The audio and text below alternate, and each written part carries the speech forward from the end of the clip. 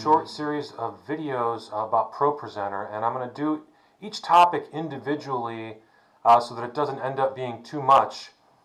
So what I want to do first of all is how to import songs. And the reason I'm talking about this is because this is one of those things that there's many ways to import songs in ProPresenter, and if you don't do it the right way, you can create some problems for yourself further down the road. And so some ways are better than other ways, and I want to show you a song that was done the old way, which I don't think is the best way, and then show you the new way, which I do think is the best way. And there's a good reason why I want everybody to be able to see this, because it has to do with how to change a song if changes need to be made. There's an easier way to do this. So you can see here on the screen right now, I've got a song that exists in our library called Everlasting God, and you can see that the label at the bottom says verse 1, and on the beginning of that label we have the title slide. And then we go to verse 1, and then there's a new label called pre-chorus, in which we have the pre-chorus. Then we have chorus 1, which has the first slide of the chorus, then it has the second slide of the chorus grayed out, and then after that it goes back to the verses and the pre-chorus, but what you're actually seeing, it's still all marked chorus. Okay? And so what somebody did here is that they used the existing group labels and then just cut and pasted stuff in there until it ended up matching what the band was going to end up performing. And what I will show you today is that there is a better way of doing this, and so we'll get started with what the new way is. Alright, so to import a new song into ProPresenter, we're going to use Song Select, because we have a Song Select license, and that gives us the lyrics directly. And so we choose that center icon, which is now blue, and that gives us the Song Select menu. We type in the title of the song, and we may get a bunch of different titles of the same one, so we have to make sure we get the right one. In our case today, the first one happens to be the correct one. And you can look at the opening lyrics there, and you can see those are the lyrics that we need. And so eventually we're going to press import, and then we're going to get some options. We can choose to have a paragraph break or line break for our options. I'm going to choose paragraph break. That'll put all the words of a verse onto one slide, all the words of a chorus onto one slide. And chances are that's probably not going to be quite right, but there's an easy way to break those verses and choruses apart. So we'll go ahead and choose paragraph break.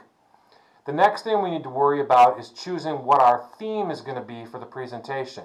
And there's multiple different ones. You can choose the default one, which gives you, I think, 50-point Arial text, or you can choose black box. You can choose 4 lines, 2 lines, lower thirds. You can choose white box. There's all kinds of stuff that you can choose, and each one gives a different look to the slides. And you don't have to use the same one all the time. You can be a little creative on it. So I think for the purposes of this demonstration, I'm just going to leave it with the same type of format that it used to have, which is the black box 4-line format, and then we'll just go from there. Okay, so we press import, and then we get the basic pieces of the song. Now, these are not the pieces in the correct order. These are just the basic pieces that there are. In this song, it's a very simple song. All there is a verse 1, a pre-chorus, and a chorus. That's all there is. So the first thing we're going to do is we're going to go into edit mode, and we're going to divide up the verses and choruses into a more reasonable number of lines. Right now it's 6 lines. We're going to cut it down to 3, and we do that by taking our cursor and going to the place in which we want to divide it, and then we press Control Enter in order to do that. Now we'll go to the chorus. We'll do the same thing. We'll find the place in the chorus where we want to split it, move the cursor there, hit Control Enter, and that'll create a new slide for us from the place that we chose to divide it. So that'll give us 3 lines on a slide instead of 6, which is more reasonable.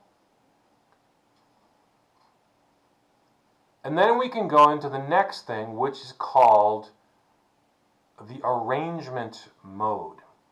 And there's an arrangement icon on the screen. It's up in the right-hand side of each presentation.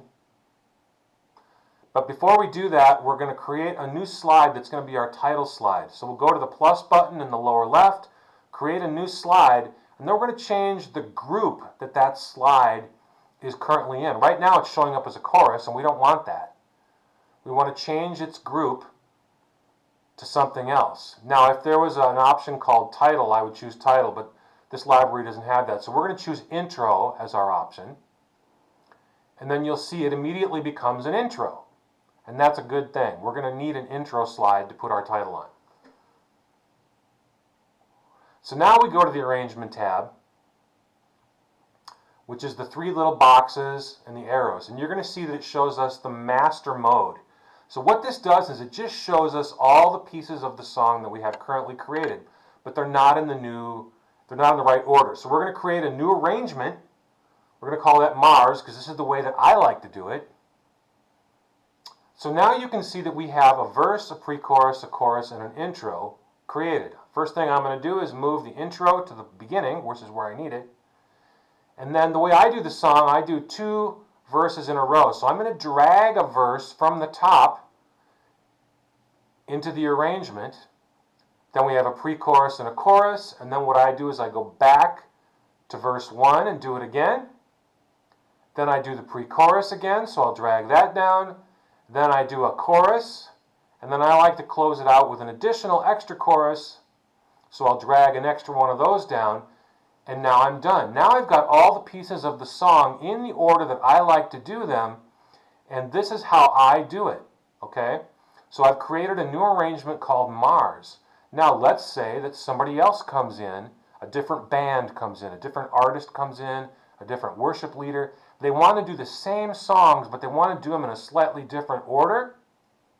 We can do that from the arrangement mode. We can create a new arrangement with that person's name that shows their preferences for how they're going to do it. So right now what I'm going to do is just going to give myself a title slide that's got the actual title on it. I'll make that nice and big so folks can see the title of the song. I'll choose my formatting the way I want. And then basically, I'm done with this song. So that was pretty quick and easy. You can see the difference now between the way it was done previously and the way that it's done now is that all the pieces of the song are marked and labeled appropriately. So if I come in to check to make sure that everything's in the right order, it's easy to see this way. It was not easy to see when we had verses and choruses all intermixed into a chorus. If I wanted to add an extra chorus, it was much more difficult to be able to find which were the right words for a chorus and add one. Now it's real easy to find that. So we're going to start, and I've already started, doing it this way. As I add new songs, I don't import them using this other method, and it's going to be a lot easier for you to see as you're following along whether or not we're in a verse or a chorus. It's going to be easier for me to make sure that things are correct. So anyway, that's it for this first video. I hope it wasn't too long. Other videos will follow. Thank you, and have a great day.